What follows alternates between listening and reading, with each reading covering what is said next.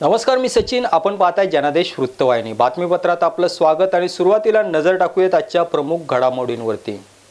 100% अनुदान मिळण्यासाठी स्वाभिमानी शिक्षक संघटनेच्या आंदोलनाकडे सरकारनं पाठ फिरवल्यानं आंदोलनकर्त्यांचं सरकारच्या विरोधात असहकार आंदोलन. नवी मुंबई दिघावासियांच्या पुनर्वसनाकरिता 18 डिसेंबरला श्रमिक मुक्ती दल आणि दिघा घर बचाव समितीचा आझाद मैदानात आंदोलनाचा इशारा. माहुल तानसा पाईपलाईन प्रकल्पग्रस्त पुनर्वसनाकरिता जीवन बचाव आंदोलनाचे कोणार्क बंदर ते मंत्रालय लॉंग मार्च. मेधा पाटकरांच्या नेतृत्वाखाली हजारो प्रकल्पग्रस्त मार्चमध्ये सहभागी. बेरोजगारीवरती मात करण्याकरिता युवक काँग्रेसचे दक्षिण मध्य जिल्हा अध्यक्ष अभिषेक मिस्त्री यांच्या वतीने चेंबूर येथे भव्य रोजगार मेळावा. आणि नवी मुंबई सीबीडी येथील राजीव गांधी क्रीडा संकुलात वंडर किड्सचा वार्षिक खेळ महोत्सव संपन्न. शेकडो बच्चे कंपनींचा सहभाग. नवी मुंबईतील दिघावासियांच्या घरांच्या प्रश्नांना न्याय मिळावा, त्याचप्रमाणे येथील 9 इमारतींमधील बेघर झालेल्या नागरिकांची पर्यायी व्यवस्था करण्यात यावी या मागणीकरिता येत्या 18 डिसेंबरला श्रमिक मुक्ती दल आणि दिघा घर बचाव समितीच्या वतीनं मुंबईच्या आझाद मैदानावरती बेमुदत आंदोलन करण्याचा इशारा देण्यात आला आहे. आम्हाला आमचा हक्काचा घर मिळालाच पाहिजे. मिळालाच पाहिजे. मिळालाच पाहिजे. दिघावासियांना न्याय मिळालाच पाहिजे. मिळालाच पाहिजे. मिळालाच पाहिजे. आयला की बायना. आयला की बायना. हा लढा आहे दिघावासियांचा आपल्या हक्काच्या घराकरिता. मागील 3 पिढ्यांपासून राहत असलेल्या दिघावासियांची घरे अनधिकृत ठरवीत न्यायालयाने त्यांना बेघर केले. मात्र वस्तुस्थितीकडे दुर्लक्ष करत न्यायालयाच्या समोर चुकीची माहिती सादर करण्यात आल्याचा आरोप नगरसेविका शुभांगी गवते यांनी केला आहे. सिडकोने कोर्टामध्ये ॲफिडेव्हिट दिलेलं आहे की ती जागा आम्ही 30,000 कोटी रुपयांना विकतोय. म्हणजे त्यांचं इंटेन्शन, सिडको असू दे किंवा MIDC असू दे, यांचं इंटेन्शन ती जागा रिकामी करणं आणि तिला सेल आउट करणं एवढंच. म्हणजे त्यातनं पैसे निर्माण झाले पाहिजे त्यांच्याकडे, असंच यामध्ये कारण दिसून येतं. आणि यामध्ये बऱ्याच लोकांचे इंटेन्शन असू शकतात, नाही असं म्हणता येणार नाही. पण आमचं म्हणणं एवढंच आहे की आम्ही तिथे राहणारी 3 पिढ्या तिथे वास्तव्य करणारी लोकं आहोत. कोण 3 पिढ्या राहतं, कोण 2 पिढ्या राहतं, अशी राहणारी लोकं आहोत. मग आम्ही जाणार कुठे? आणि 2012 नंतर एक पिटिशनर आला, राजीव मिश्रा आणि मयुरा मारू, या 2 लोकांनी पिटिशन केले आणि त्यानुसार कोर्टाने कोणतीही जुने कागदपत्र न बघता एक बाजूने फक्त पिटिशनरची बाजू धरूनच पूर्णपणे पिटिशनरच्या बाजूने निर्णय दिला. तुम्ही जर माझ्याकडचे पेपर पाहिले ते 1957 पासूनचे माझ्याकडे कागदपत्र आहेत. अगदी तुम्ही 7/12 जर पाहिला तर 7/12वर देखील 1957 पासून तिथे घरं आणि जागा आहे असा त्याचा उल्लेख आहे. दिघा रोडचा विकास करण्याकरिता आवश्यक असलेला आराखडा तयार करण्यात आलेला नाही, त्यामुळे येथे राहणारे 1,20,000 नागरिक अनधिकृतपणे कसे, असा सवाल यावेळी ॲडव्होकेट निरंजनी शेट्टी यांनी उपस्थित केला. देखिए, सभी जो शहर होता है, गांव होता है या शहर होता है, उसको इधर रेवेन्यू विलेज कहा जाता है. रेवेन्यू विलेज ये गांव का एक कलेक्टर और तहसीलदार के आधिपत्य में रहता है. और जब अधिग्रहण होता है, ज़मीन अधिग्रहण होता है शहर बनाने के लिए लैंड एक्विजिशन एक्ट के नीचे, जो 1973 में 94 विलेज बनाया था सिडको के लिए, सिडको तो उन्होंने रीजनल प्लान बनाना है, उसको बोलते हैं नवी मुंबई सिटी का टाउन. उसमें नोडल प्लान बनाना चाहिए, जो इन्होंने दिघा के लिए नहीं बनाया. आप अगर देखोगे, मैंने आप लोगों को पेपर दिया है, नोडल प्लान दिघा के लिए नहीं बनाया है. दिघा में 1,20,000 लोग रहते हैं और उसका पूरा का पूरा जो मैनेजमेंट है वो नवी मुंबई म्यूनसिपल कॉरपोरेशन करता है, ड्रेनेज, सीवेज और पानी और प्रॉपर्टी कलेक्शन का.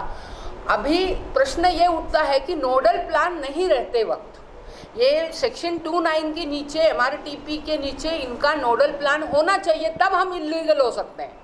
हम अभी इलीगल नहीं है. हमारा कहना ये है, हम रिव्यू पिटिशन डाल रहे हैं कि हम इलीगल नहीं है. क्यों? आपका प्लान ही नहीं है, इनका प्लान नहीं है. ये सिडको ने, हाईकोर्ट ने भी मान्य किया है. देखिए, ये जो दिघावासियों का आंदोलन है उसके लिए अभी वो लोग 18 तारीख को आज़ाद मैदान में अनशन के लिए बैठने वाले हैं. और हम सभी पार्टियों के, हम भारतीय कम्युनिस्ट पार्टी की ओर से और सभी पार्टियों को जमा करके इनका ये जो ह्यूमन राइट इशू है, वो ह्यूमन राइट इशू के ऊपर हम आंदोलन छेड़ने जा रहे हैं. क्योंकि एक एक और जैसे कैंपा कोला जैसे श्रीमंत जो अमीर लोग हैं उनकी पिटीशन मान्य की जाती है और उनका ये मान्य किया जाता है और उनको प्रोटेक्शन मिलता है। और ये तो रहिवासी पिछले 40-50 सालों से है, तो इनका तो ह्यूमन राइट तो बनता ही है। मुंबई मराठी पत्रकार संघात घेण्यात आलेल्या या पत्रकार परिषदेत उपस्थित दिगावासियांनी हे आपली व्यथा प्रसार माध्यमांच्या समोर मांडली। 1995 पासून तिथे राहतोय। माझं लग्न 2006 झालं, पण माझी सासू सासरे 1995 पासून तिथे राहत आहेत। आणि पहिले आम्ही बैठ्या चाळीमध्ये राहत होतो, पण सतत पाणी भरत होतं म्हणून मग 4-10 खोल्यांनी मिळून एक बिल्डिंग बांधायची ठरवलं आणि त्याच्यानुसार मग बिल्डिंग बांधली। आम्ही रहिवाशांनीच बांधलेली आहे। आता त्यांनी अचानकपणे 2015 पासून आम्हाला सांगितलं की तुमची बिल्डिंग खाली, तेव्हापासून नोटिसा यायला लागल्या की तुम्ही खाली करायची आहे। तुम्हाला 7 दिवसाची नोटीस दिली, 15 दिवसाची दिली, 21 दिवसाची, असं करून ते नोटीस देता आम्ही असं न्यायालयीन लढा चालू असताना हे आता 2-4 एप्रिल लास्ट डेट दिली त्यांनी। न्याय मिळावा ही आशा आहे आणि सगळ्यात महत्त्वाचं म्हणजे एक नागरिक या नात्यानं, राज्याचा नागरिक या नात्यानं माझा मूलभूत अधिकार आहे रहिवाशांचा, प्रत्येक नागरिकाचा। अन्न वस्त्र निवारा हे सरकारचं काम आहे। मग आम्ही सगळं अन्न मिळवलं आहे, वस्त्र मिळवलं आहे, निवारासुद्धा आम्ही मिळवला आहे। आमच्या 2री-3री पिढी या दिघ्यामध्ये राहते आणि हे असं होत असेल तर गरीब लोकांनी जायचं कुठं? सरकार हिरावून घर घेत असताना दुःख वाटतंय आम्हाला। आमच्या सुखसुविधा किंवा आमच्या ऐपतीनुसार आम्ही तिथे घर खरेदी केलेलं आहे आणि त्याच किमतीत जर आम्हाला इथं मुंबईला दादर घाटकोपरला घर मिळत असतं तर दिघ्यात घर घ्यायची आम्हाला हौस नव्हती। आणि आमची जी दिघ्यामध्ये जी इमारत आहे 1995ची तिथं बैठी घरं होती, आम्ही सरकारने कंपाऊंड मारलं, ते तोडलं आणि तिथं बिल्डिंग बांधली, असं तर आम्ही काही केलेलं नाही आहे। म्हणजे कुठल्याही सरकारच्या जागेवरती, ॲक्वायर केलेल्या जागेवरती आम्ही अतिक्रमण केलेलं नाही, परंतु आमच्यावरती असा अतिक्रमणाचा शिक्का का मारला जातो? आणि आज जर दिघ्याला एका बाजूनी इनलिगल घोषित करतायत आणि दुसऱ्या बाजूनी महापालिका सर्व सुखसुविधा तिथे दिघावासियांना देत आहे। म्हणजे शाळा आहे, 2 नागरी आरोग्य केंद्र आहे, एका नागरी आरोग्य केंद्राची जनसंख्या आहे 50,000 आणि एका नागरी आरोग्य केंद्राची जनसंख्या आहे 60,000।